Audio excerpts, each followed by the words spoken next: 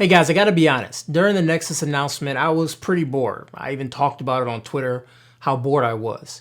But after I slept on it a little bit, not during the event, but after I slept at night and thought about it for a couple days and talked to a couple people, I did a full turnaround on how I really feel about the Nexus. I'm Kevin the Tech Ninja, and I'm gonna tell you why the Nexus P is Android's answer for Android.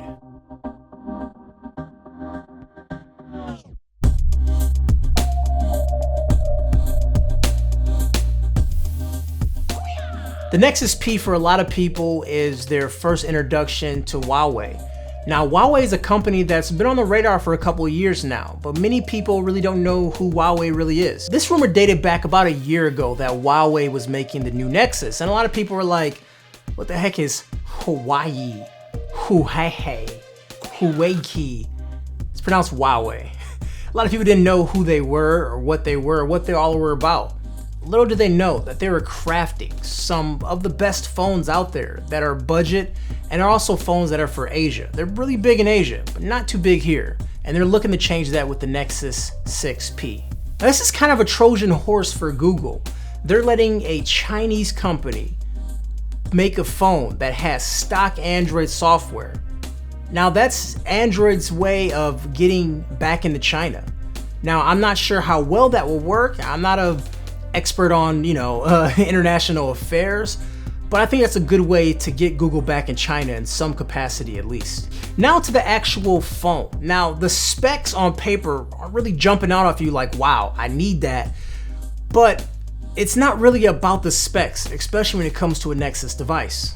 I've been saying this for years now, that specs are not the end all be all. I know Samsung throws these amazing specs at you, but it's really about software optimization. And we all know that Nexus devices really run fast. I mean, the Nexus 5, Nexus 6, both are screamers of a device, even if their specs aren't as amazing as Samsung or any other manufacturer out there. And let's not forget about the purpose of Nexus, which is highly debated right now. But the purpose of Nexus is to provide you with the latest version of their operating system on a piece of hardware. It was like a hardware reference device, but now it's becoming more of a consumer device, but it's still mainly for software. So remember, Nexus software. Don't think about the hardware too much, please. Now, whether you like the Nexus 6 or you didn't like the Nexus 6, that was like the first time that the Nexus device really cared about consumer things. What I mean by that is that they put a really nice camera in there. Well, nice for a Nexus, but they put a nice camera in there. And that was the first time we've seen that from a Nexus. Usually they have a pretty bad camera in there, but this time it was a really nice camera. They gave you nice front-facing speakers. They contacted Motorola to make the device. I mean, it was a good looking phone. Obviously it had some faults in other departments. We're not gonna get into that.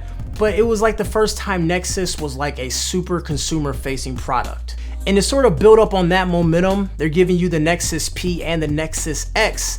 Nexus X is like the Nexus 5, but a little bit bigger in some revision hardwares. But the Nexus P is gonna be like the flagship, and the price reflects it too. Forgive me for reading this part, because I don't really know specs too well. But the Nexus P is 5.7 inches, Gorilla Glass 4, 518 PPI, that has 4K recording.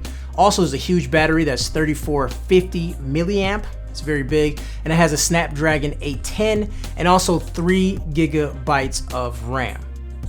And now the 12.3 megapixel camera. Megapixels aren't the end all be all, as I've said 10 million times, but it's also using a different style of camera and something, these pixels, and I don't really know too much, all the mumbo jumbo. I don't listen to that stuff. I'll wait to actually use it. But so far, the camera is looking really, really good, and it's supposed to be a lot better with low light.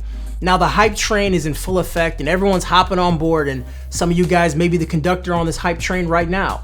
And you're also seeing these videos pop up, especially the one of the Hummingbird and 240 frames per second. I mean, that looked amazing, don't get me wrong, but I'm still holding back a little bit.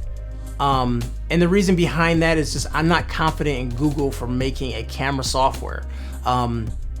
Google's camera software wasn't that great before, and I'm just worried it's not as good now, but I'm still pretty excited at seeing that. I mean, I'm not blind. I am seeing these amazing images, and I'm sort of getting excited. And now this whole camera thing is going to have like a big trickle down effect, and that's what I'm most excited about.